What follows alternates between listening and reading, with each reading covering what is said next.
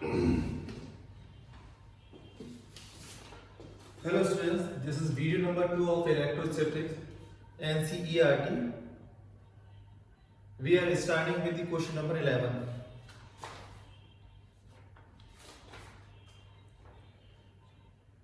Last video में 1 to 10 question discuss हो चुके हैं. 11 question. A polythene piece rubbed with wool is found to have negative charge 3.2 into 10 to the power minus 7 coulomb. Estimate the number of electrons transferred from which to which and number of electron. Is there a transfer of mass from wool to polythene?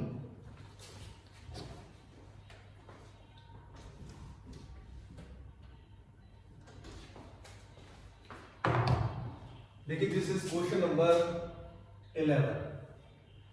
तो कह रहे हैं एक polythene है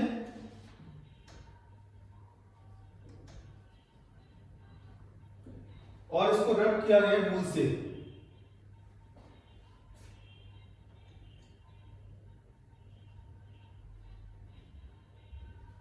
against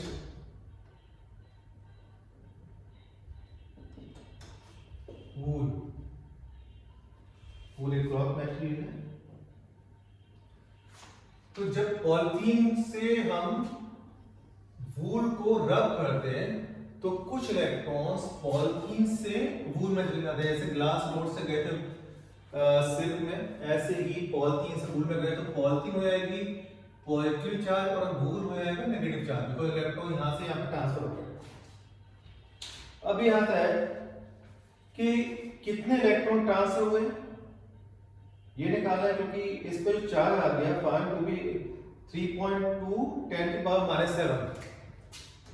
charge किया है 3.2 into 10 की power minus 7 coulomb. Number of electron transfer करा तो Q is equal to Ne. 1 electron transfer होता है तो E चार्ज आता है N इलेक्ट्रॉन ट्रांसफर हुए. वूल से इसमें N इलेक्ट्रॉन ट्रांसफर हुए तो इतना चार्ज आ गया. तो Q रख दीजिए 3.2 into 10 की power minus 7 is equal to n into e. E होता है 1.6 into 10 की पावर माइनस 19. n निकालना है. n is equal to 3.2 into 10 की power minus 7 divide by 1.6 into 10 की पावर माइनस 19. माइनस 19 ऊपर चला जाएगा. इसको आप सॉल्व कर लेना तो ये आएगा 2 into 10 की पावर 12 इलेक्ट्रॉन्स. ये आंसर है. Is there any transfer of mass? और दूसरा क्वेश्चन है कि जब एक बॉडी को दूसरी बॉडी के अगेंस्ट रब करते हैं तो चार्ज आता है, बिकॉज इलेक्ट्रॉन एक बॉडी से दूसरी बॉडी में ट्रांसफर हो गए. इसमें भी हो गए इलेक्ट्रॉन ट्रांसफर हो गए, तो क्या मास भी ट्रांसफर हुआ? यस ऑफ कोर्स, क्योंकि इलेक्ट्रॉन में मास भी होता है. इलेक्ट्रॉन का मास होता है 3.1 into 10 की पावर -31 kg, 9.1 into 10 की पावर -31 kg. तो जब एक बॉडी से दूसरे बॉडी पे इलेक्ट्रॉन जाते हैं तो मास को छोड़कर थोड़े जाएंगे, मास भी इलेक्ट्रॉन के साथ जाएगा. तो मास भी ट्रांसफर होता है बट नेग्लिजिबल, बहुत कम मास ट्रांसफर होता है. राइट.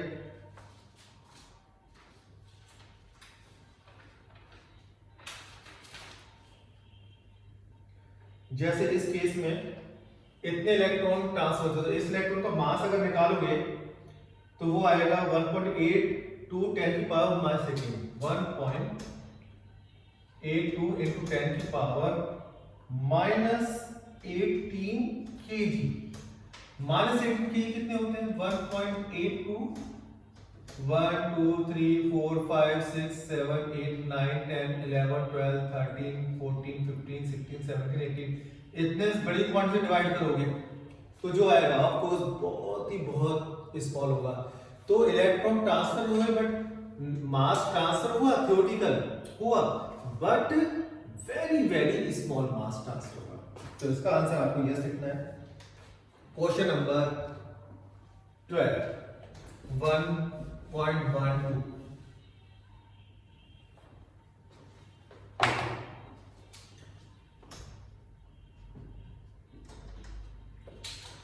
क्वेश्चन नंबर 12 कह रहा है two insulated charged copper spheres A and B have their centers separated by a distance 50 centimeter. What is the mutual force of electrostatics repulsion if the charge on each is 6.5 into 10 to the power minus 7 coulomb? The radii of A and B are negligible compared to the distance of separation. तो जो last line कही है कि जो distance के comparison radius negligible है, जब radius negligible कर दोगे तो स्फीयर का क्या बन जाएगा? पॉइंट। तो स्फीयर को हम पॉइंट चार्ज की तरह ट्रीट कर सकते हैं और कूलम्स लॉ का फॉर्मूला लगा सकते हैं। कॉपर के स्फीयर से जिसके बीच की डिस्टेंस है 50 सेंटीमीटर, डायरेक्ट फॉर्मूला लगाना है, ये इसमें कॉम्प्लिकेशन बिल्कुल भी नहीं है। और दोनों का चार्ज 6.5 into 10 की पावर -7 कूलम, इसमें भी सेम है 6.5 into 10 की पावर -7 कूलम। तो फोर्स निकालना है तो F = 1/4 pi epsilon naught Q1 Q2 6.5 into 10 की पावर -7 का स्क्वायर हो जाएगा अपॉन R 50 into 10 की पावर -2, क्योंकि 50 था सेंटीमीटर में, मीटर में कन्वर्ट किया बिकॉज हम ऐसा सिस्टम फॉलो कर रहे हैं। ऐसे सिस्टम के अकॉर्डिंग डिस्टेंस मीटर में होना चाहिए। इसमें वैल्यूज पुट कर दीजिए।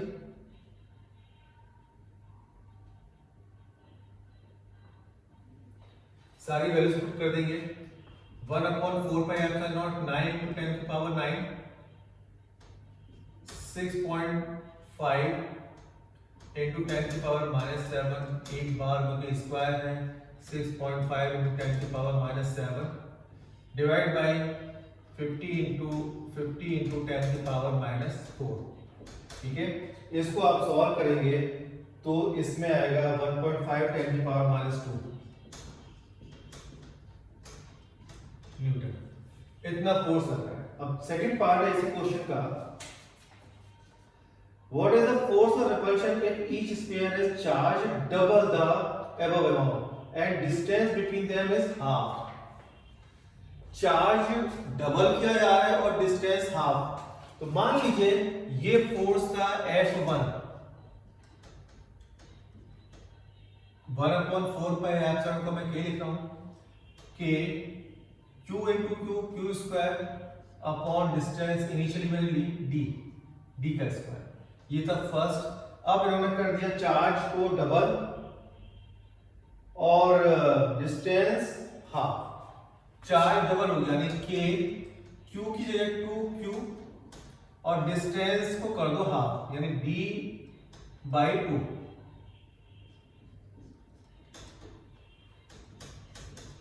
टू का स्क्वायर 4, Q स्क्वायर इंटू 4, नीचे D²/4 आएगा, नीचे 4 ऊपर चला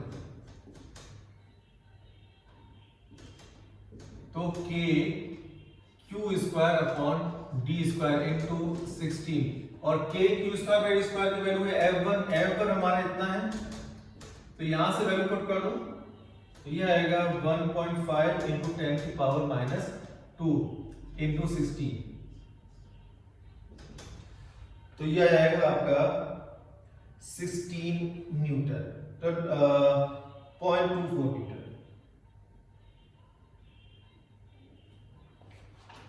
ठीक है, 16 से इसको मल्टीप्लाई कर देंगे, 65 80 8 और 23 10 की power -2।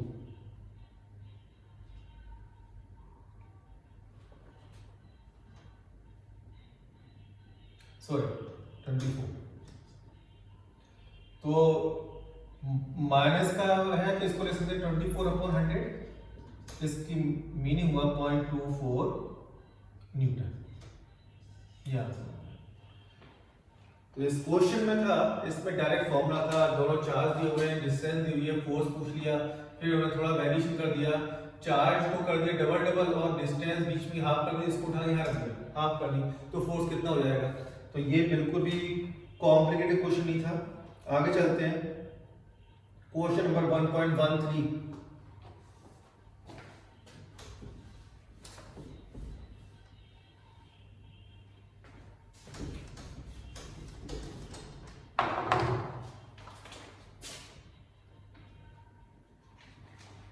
Suppose the square A and be in this question, पहले वाले क्वेश्चन का ही एक्सटेंशन है, हैव आइडेंटिकल साइज।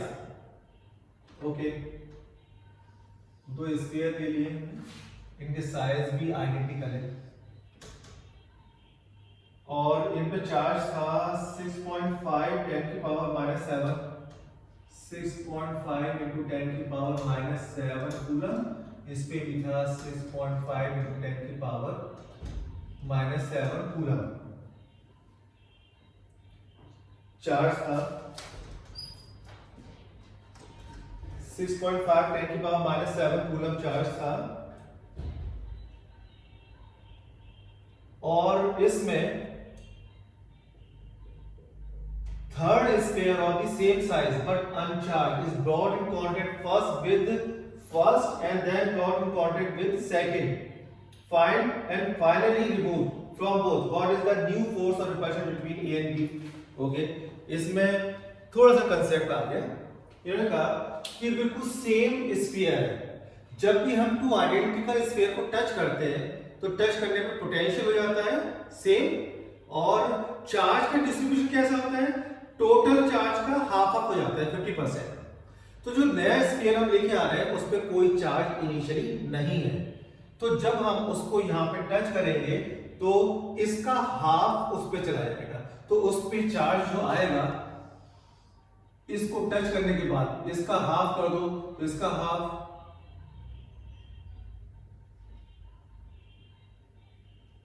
3.25 10 की पावर -7 कूलम। इस पे भी है ये 3.25। अब जो न्यू चार्ज था वो हो गया 3.25 into 10 की पावर -7 कूलम। अब उन्होंने क्या करा, इसको और इसको भी टच कर दिया। इसको टच करेंगे तो अगेन जो भी टोटल होगा उसका 50% दोनों पे डिस्ट्रीब्यूट होगा, तो टोटल निकाल दोनों को ऐड कर लेते हैं।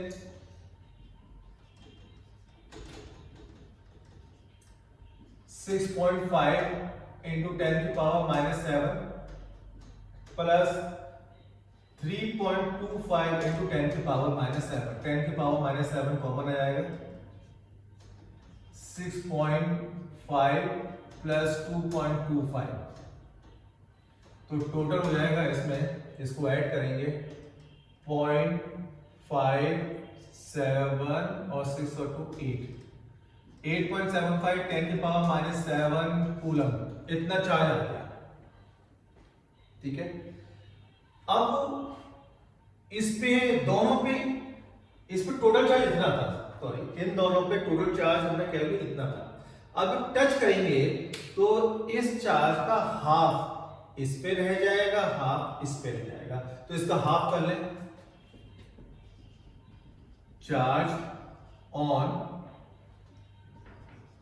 स्फीयर बी, इसको बी कह देते हैं, इसको ए कह देते हैं, इज इक्वल टू इसका हाफ कर देते हैं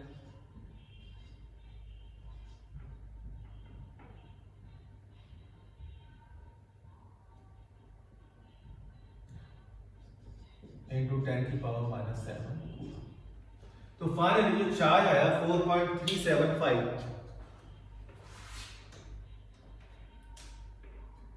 4.375 इंटू, अब इसको इस पेयर को सीन से ही निकाल दिया। अब इस पर फोर्स निकालना है, रेडियस सेम है। What is the new force of repulsion between A and B, तो इस क्वेश्चन को आप दोबारा देख लीजिए। इस पे जो भी नीचे जाता है, एक हम अनचार्ज स्फीयर लिखे हैं, इसको टच कराया, टच करते ही हाफ ऑफ चार्ज आ गया, फिर उस पे अब कुछ चार्ज है, पहले नहीं था अब चार्ज है, उसको इससे टच किया तो टोटल चार्ज हमने यहाँ पे टोटल किया है, टोटल चार्ज का 50-50% में आधा आधा हो गया, तो इसका हाफ किया, इस पे आ गया हाफ गया उस पे। अब डिस्टेंस है उतनी ही, डिस्टेंस ही 50 सेंटीमीटर थी, 50 सेंटीमीटर, तो आप फोर्स निकाल सकते हैं F = 1/4 pi epsilon naught, 1/4 pi epsilon naught Q1 Q2 by R²।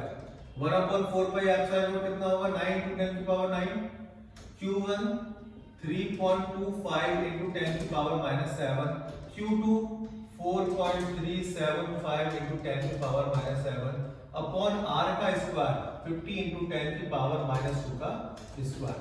इसको आप इजीली सॉल्व कर सकते हैं।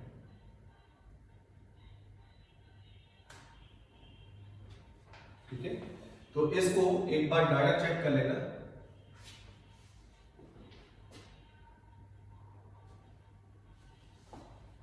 ठीक है, इसको जब सॉल्व करेंगे तो आपका आएगा 16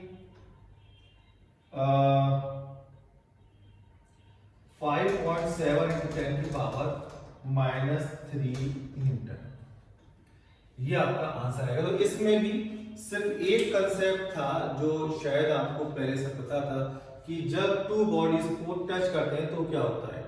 इसमें स्पेशल केस है कि जो टच की जा रही है बॉडी उनका साइज सेम है, तो जब भी साइज सेम होता है तो 50-50% आता है। क्यों आता है मैं आपको बताता हूं।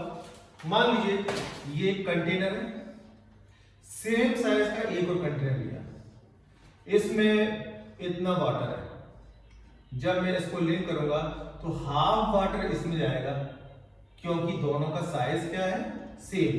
तो जब तक मोर हाइट से लोअर हाइट की तरफ जाएगा जब तक कि दोनों की हाइट सेम ना हो जाए। हाइट को कहते हैं यहाँ पे पोटेंशियल।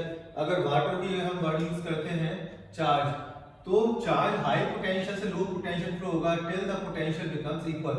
और क्योंकि इसका साइज सेम है और हाइट सेम है तो क्वांटिटी ऑफ चार्ज भी क्या होगी, सेम। इसलिए हमने 53% किया है इस केस में।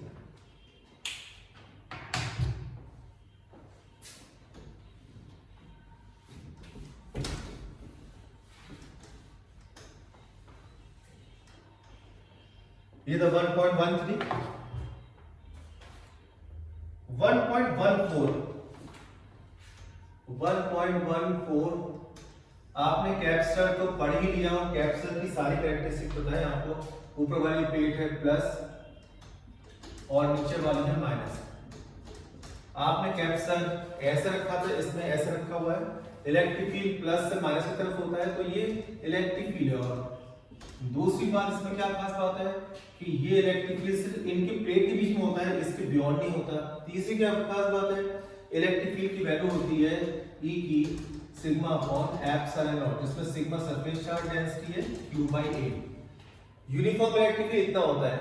अगर यहां से 3 पार्टिकल्स एंटर करते हैं तो आपको पता है यूनिफॉर्म इलेक्ट्रिक फील्ड में सिर्फ 2 ही मोशन पॉसिबल है, straight line and parabolic. Straight line कब होता है? स्ट्रेट लाइन होता है अगर चार्ज पार्टिकल इनिशियली रेस्ट में हो या फिर चार्ज पार्टिकल इलेक्ट्रिक फील्ड में एंटर करता है बट इलेक्ट्रिक फील्ड की डायरेक्शन की डिफरेंट डायरेक्शन में एंटर करता है तो पैराबोलिक। तो यहां भी पैराबोलिक होगा, यहां से इस डायरेक्शन में एंटर कर रहा है, ये डायरेक्शन और ये डायरेक्शन सेम नहीं है, इसी पैराबोलिक पाथ होगा। तो यहां पाथ जो दिए एक थोड़ा सा डाइवर्ट हुआ है, दूसरा वाला ऐसे डाइवर्ट हुआ, तीसरा वाला इसमें कुछ ज्यादा ही डाइवर्ट हुआ, सबसे ज्यादा ये हुआ। तो 1 2 3 इसको 1 नाम दिया है, 2 नाम दिया है, 3 नाम दिया है। ये 3 चार्ज पार्टिकल इस तरह से डाइवर्ट हुए। तो इसमें चार्ज टू मास Q/m का रेशियो जिसको नाम दिया जाता है स्पेसिफिक चार्ज। तो स्पेसिफिक चार्ज का मीनिंग होता है Q/m, किसका ज्यादा होगा। तो इसमें ध्यान रखना कि जिसका डिफ्लेक्शन कहते हैं कि ओरिजिनल जो पाथ है उसका ये वाला गैप, ये डिफ्लेक्ट हो गया इतना, ये वाले डिफ्लेक्ट इतने नहीं हुए। तो जिसमें सबसे ज्यादा डिफ्लेक्शन होगा उसका स्पेसिफिक चार्ज उतना ही ज्यादा होगा। ठीक है, तो ऐसा क्यों होगा चलिए मैं ये भी डिस्कस कर दूं।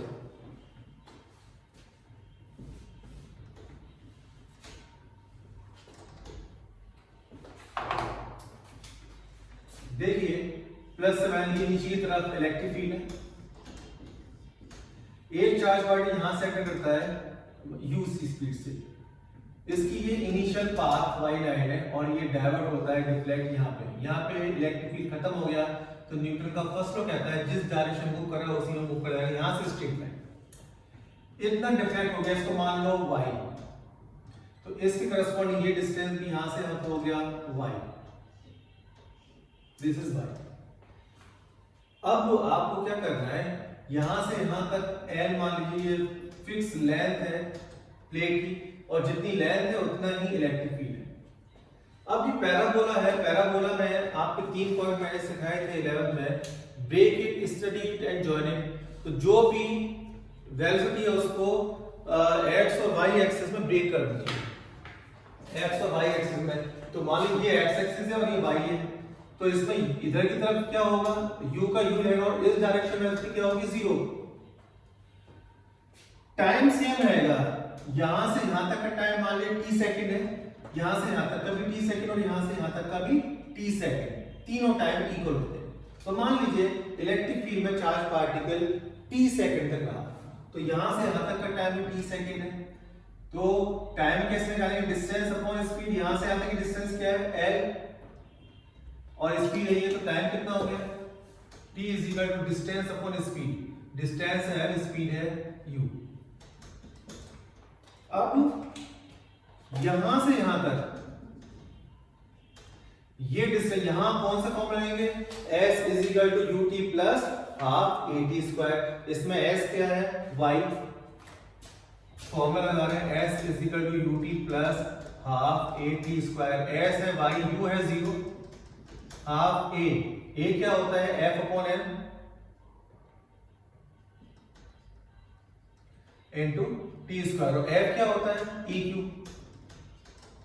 तो y is equal to half f की जगह eq लिखा है, नीचे m और t स्क्वायर की वैल्यू डाल दीजिए, l square upon u square, right. अब आप देखिए यहां पर कि q बाई m आ गया, this is q by m, इसी के बारे में क्वेश्चन है, इसको यहीं पर रखो, बाकी सबको उधर ले जाओ। तो q बाई m हो जाएगा 2 u square y upon e n square. आप ब्रैकेट के अंदर ध्यान दो, ये सब कांस्टेंट है, इलेक्ट्रिक फील्ड यूनिफॉर्म है, जो लेंथ प्लेट की वो यूनिफॉर्म रहेगी, ऐसा नहीं है कि चार्ज पार्टिकल एंटर होगा और डिस्टेंस कम ज्यादा होने लगेगी। l is constant, u constant, initial speed एक बार जो भी डिसाइड हो गई अंदर जाके इनिशियल चेंज होगी नहीं, तो ये पूरा कांस्टेंट है। इसका मतलब q by m specific charge कहलाता है, इज प्रोपोर्शनल टू y, तो जिसका y ज्यादा होगा उसका स्पेसिफिक चार्ज भी ज्यादा होगा। तो यहाँ पे डिफ्लेक्शन थर्ड पार्टिकल सबसे ज्यादा था, इसलिए इसका स्पेसिफिक चार्ज भी सबसे ज्यादा था। ये क्वेश्चन सॉल्व हुआ, ठीक है। Next question, consider uniform electric field E 3 into 10 की पावर 3 I है। अब वेक्टर में आगे का इसको मैं मिटाता हूं, आप रिवर्स करके या पॉज करके नोट डाउन कर सकते हैं।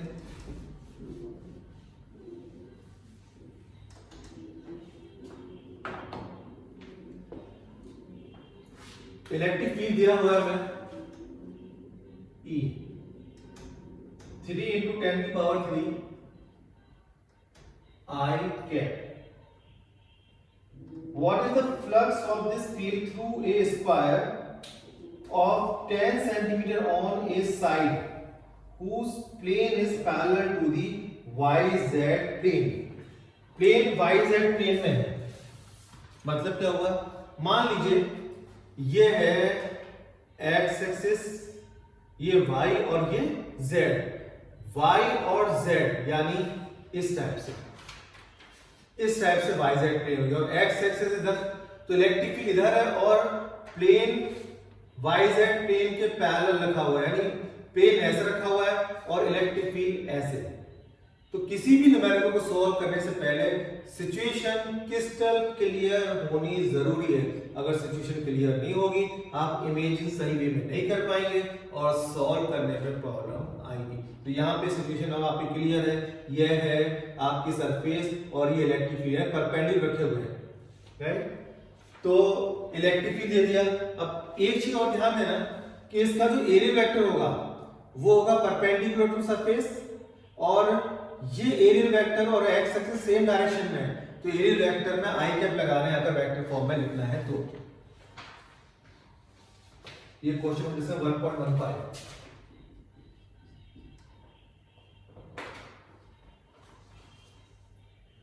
What is the flux of this field through a square of 10 cm on a side whose plane is parallel to yz plane। तो इसका एरियल वेक्टर निकाल लेते हैं। 10 सेंटीमीटर है तो 10 into 10 की पावर -2 लेंथ इनटू ब्रेथ इसका स्क्वायर हो गया और एरियल वेक्टर में डिस्कस किया था आई कैप। ठीक है, तो मेरे ख्याल से क्लियर हो गया होगा। ये एरियल वेक्टर का परपेंडिकुलर डायरेक्शन इसका एरियल वेक्टर की डायरेक्शन होती है ए भी इधर एस भी इधर, तो दोनों आई कैप में, इसलिए मैंने यहाँ पे आई कैप लिखा है। और फ्लक्स का फॉर्मूला होता है वेक्टर में E dot A mean 3 into 10 की पावर 3 आई कैप डॉट 10 into 10 की पावर -2 जो कि 10 की पावर -1 हो जाएगा का square I cap. I dot I होता है 1, तो आई गैप हो जाएगा। फ्लक्स वैसे भी स्केलर क्वांटिटी में आई जे के नहीं आना चाहिए, तो इसको सॉल्व कर लेते हैं। ये है 10 की पावर -2 का स्क्वायर 10 की पावर ये 10 की पावर -2 10 -1 -1 का स्क्वायर -2 -2 3 into 10 की पावर 3 into 10 की पावर -2, तो 3 into 10 30। यूनिट क्या होती है इसकी? Volt metre. Volt upon metre electric field होता है, वोल्ट इनटू मीटर होता है इलेक्ट्रिक फ्लक्स। तो 30 इसका आंसर आ गया। दूसरा इसमें एक पार्ट पूछा है what is the flux through the same square if the normal to its plane makes 60 degree with the X axis. यानी अब नॉर्मल ऑफ द प्लेन, ये है नॉर्मल, ये प्लेन है, प्लेन का नॉर्मल यानी परपेंडिकुलर, इसकी डायरेक्शन क्या है? X axis. ये अगर अब एक्स एक्सिस से 60 डिग्री बना रहे हैं, यानी हमने इस प्लेन को अब ऐसे रख दिया है।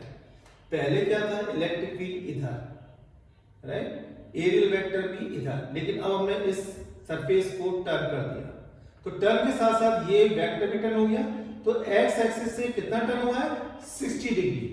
तो यहां पर फॉर्मूला लगा दो, E डॉट A ओपन कर दो, यहां पे 60 डिग्री ही है, ये चेक करो यहां 60 डिग्री है, तो इसमें 5 होगा E dot A means EA cos 60।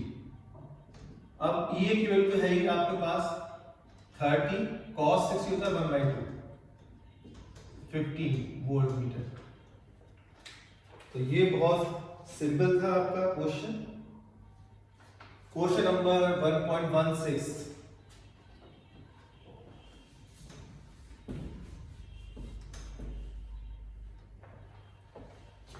ये सारे अब इलेक्ट्रिक फ्लक्स पे चलते हैं question. What is the net flux of the uniform electric field of last problem through a cube of the side 20 cm oriented so that its faces are parallel to the coordinate axis। इसमें इसको मैं समझाने के लिए लेता हूं, cube लेता हूं। इसमें क्या कहा गया है? ये है एक्स एक्सिस, 3 एक्सिस भी ले लेता हूं।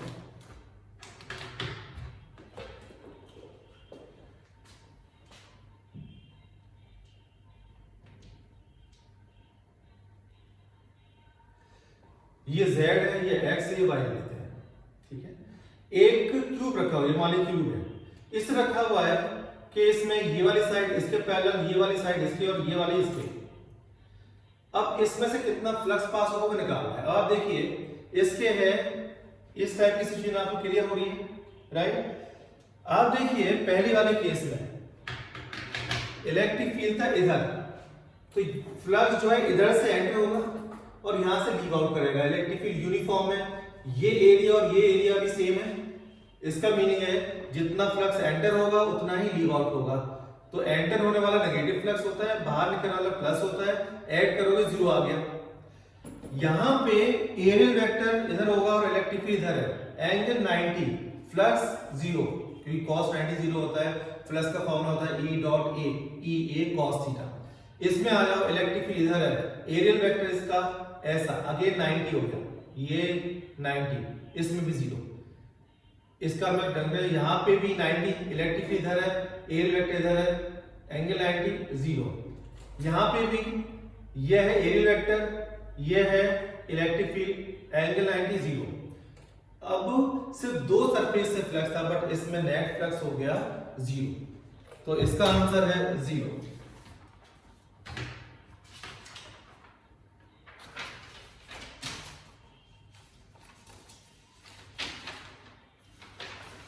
क्वेश्चन नंबर 1.17,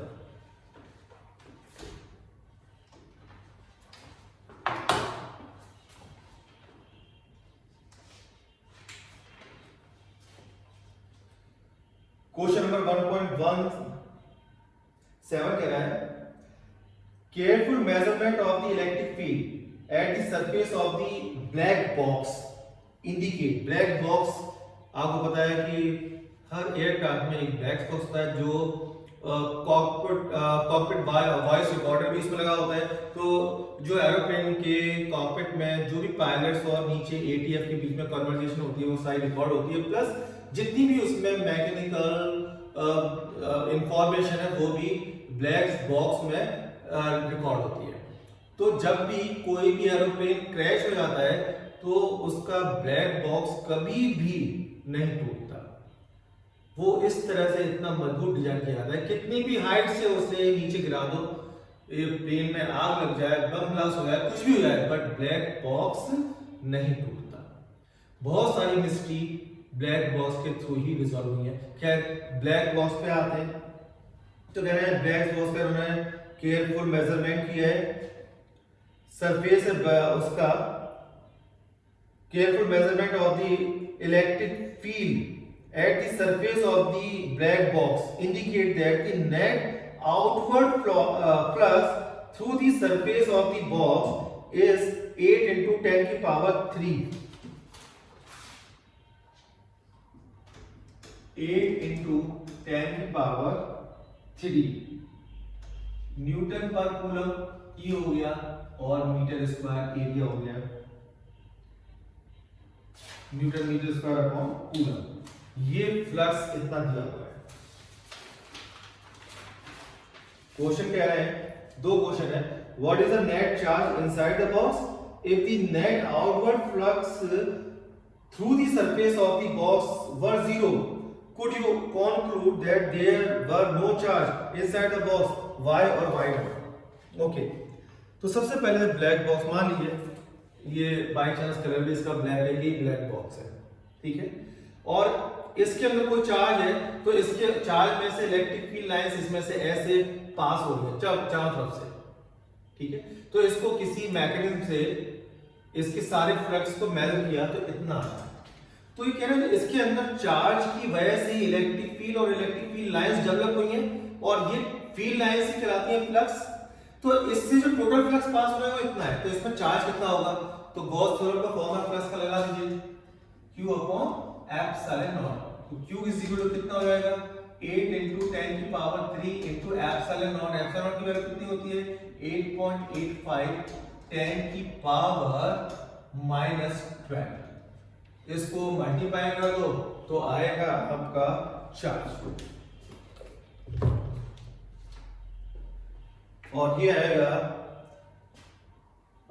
70.8 into 10 की पावर -9 कूलम। इसमें यू कैन से माइनस में माइनस इसको माइक्रो लिख सकते हो, तो 0.07 into 10 की पावर -6 कूलम, और you can say 0.07 micro coulomb. इतना चार्ज ब्लैक बॉक्स के अंदर था। ये ब्लैक बॉक्स है, तो यहां पे अंदर कहीं चार्ज इतना रखा हुआ है। अभी कह रहे मान लो बाई चांस ये जो फ्लक्स आया वो 0 आया, तो क्या इसका मीनिंग ये है कि 100% अब इसके अंदर कोई चार्ज नहीं है तभी फ्लक्स 0 आया? नो, आंसर है नो, नॉट नेसेसरी। अगर फ्लक्स 0 तो ये भी तो हो सकता है कि अंदर चार्ज है बट कुछ प्लस में है कुछ माइनस में और दोनों इक्वल अपोजिट है, कैंसिल कर रहे हैं। तो मान लीजिए +2 -2 टोटल क्या हो जाएगा 0। तो यहाँ पे 0 अपॉन एप्सिलॉन अभी भी 0 आएगा, अंदर चार्ज तो है बट प्लस और माइनस में है, इक्वल है, अपोजिट है, कैंसिल कर रहे हैं, टोटल चार्ज 0 है। तो हम ये नहीं कह सकते अगर प्लस 0 है कि अंदर चार्ज ही नहीं है। ठीक है, तो ये क्वेश्चन हो गया। एक क्वेश्चन और डिस्कस कर लेते हैं।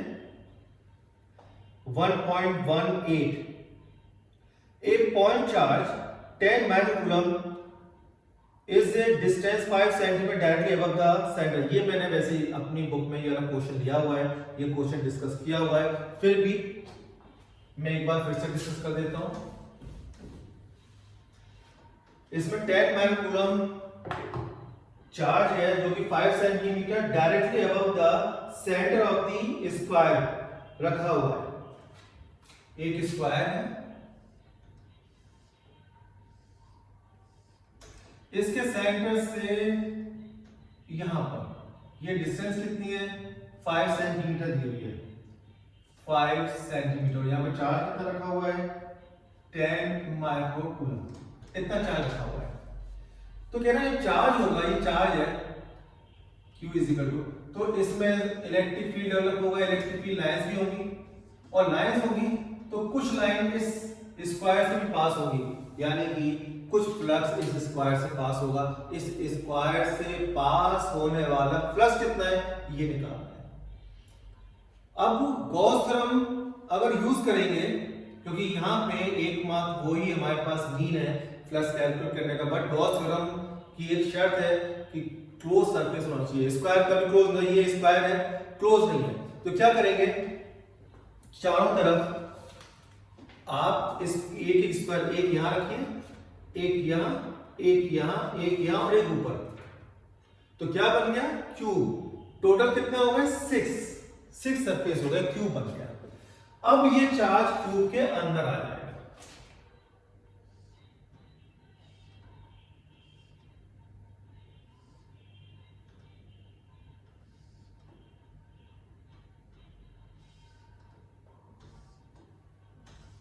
ठीक है, अब ये चार्ज अंदर आ गया, यानी अब भी फॉर्मूला लग सकता है, लेकिन इसमें इस डिस्टेंस का क्या सिग्निफिकेंस है, 5 सेंटीमीटर। आप देखिए स्क्वायर की साइड 10 सेंटीमीटर दे रखी है, तो जितने भी स्क्वायर आप इस तरह से चारों तरफ इरेक्ट करेंगे, जितने भी स्क्वायर करेंगे, तो ये 10 सेंटीमीटर है, 10 इधर, 10 ये, 10 ये, 10 ये सब 10 है, तो 10 का हाफ 5, तो ये चार्ज पूरे क्यूब के सेंटर पे आएगा। उसका क्या सिग्निफिकेंस, सेंटर पे आ जाएगा तो क्या होगा, सेंटर पे आने की वजह से वो हर सरफेस से इक्वल डिस्टेंस पर है, हर सरफेस से, यहां से भी, इससे भी इक्वल डिस्टेंस का मीनिंग है कि हर सरफेस से इक्वल फ्लक्स पास होगा। मान लो यहां से फ्लक्स पास हो रहा है, उसका नाम है टोटल x, तो सबसे x पास होगा, तो टोटल कितना आएगा 6x, और टोटल फ्लक्स का फॉर्मूला क्या होता है, q बाय एप्सिलॉन नॉट। तो 6x is equal to q upon epsilon naught, x is equal to 1/6 q by epsilon naught. तो ये इसका आंसर है कि एक स्क्वायर से कितना पास होगा फ्लक्स।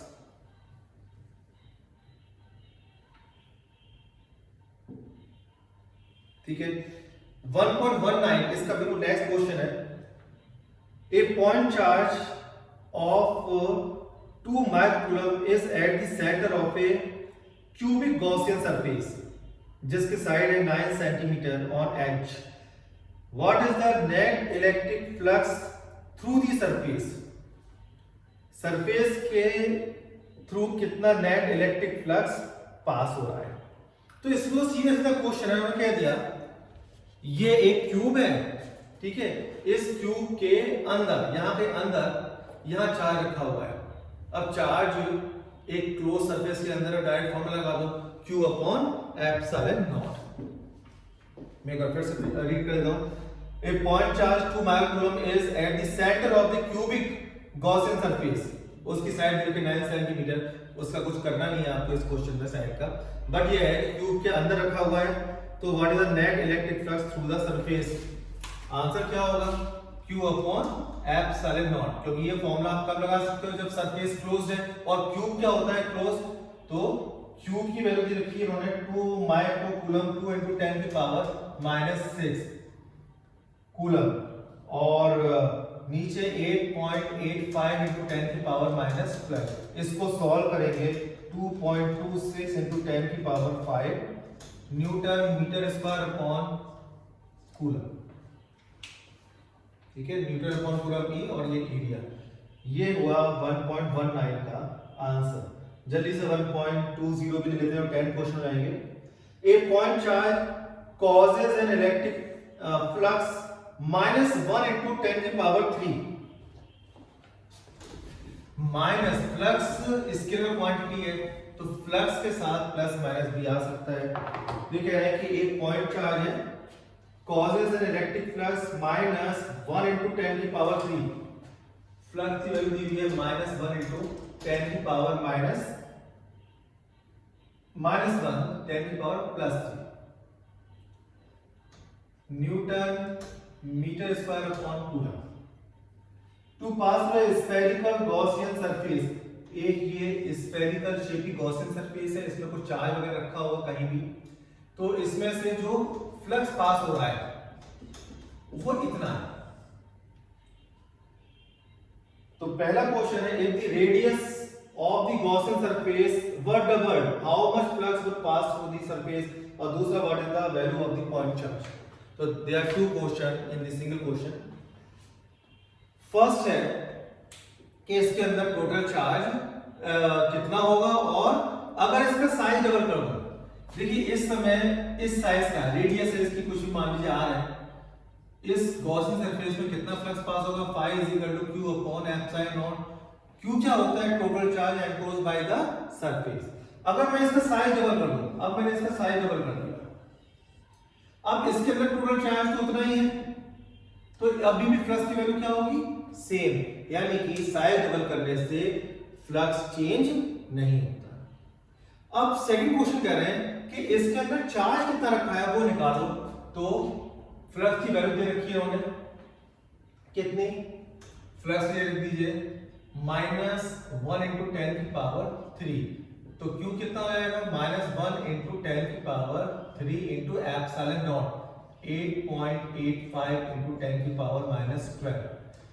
इसको मल्टीप्लाई कर दिए कैलकुलेटर से, आपका आंसर आएगा, माइनस में आंसर आएगा बिकॉज चार्ज माइनस में है, और ये आंसर होगा आपका -8.85,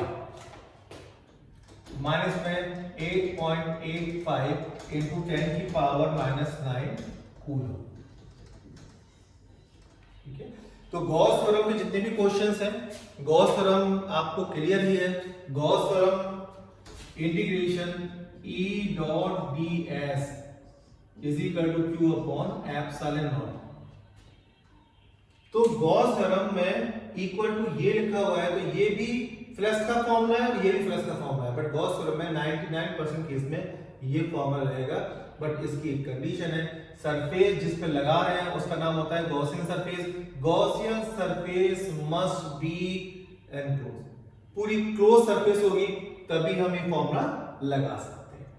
तो आपने देखा था कुछ क्वेश्चन में, जैसे 10.19 में भी हमने सरफेस को क्लोज किया तब गॉस थ्योरम यूज की थी। ठीक है, तो अब आपके 20 क्वेश्चन हो गए एनसीईआरटी के। That's all for this video.